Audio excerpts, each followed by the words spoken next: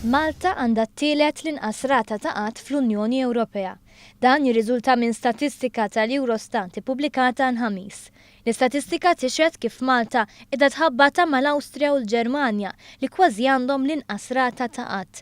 Fil-fatt ir-rata ta' qatt f'pajjiżna niżlet għal 5.6%, filwaqt li dawk tal-Ġermanja u l-Awstrija huma ta' 5.1% u 5% rispettivament. Dan meta l-medja tal-Unjoni Ewropea taqbes l-10% u dik fiż-żona euro il-11%. Din l-istatistika tiġet ukoll li Malta għandha l-inqas rata ta' qatt fi kważi 15-il sena. Dan fid-dawl li rata ta' 5.6% hija l-inqas sa minn meta l-Eurostat bdiet iżżomm l-istatistika dwar pajjiżna f'Jannar tas-sena 2000.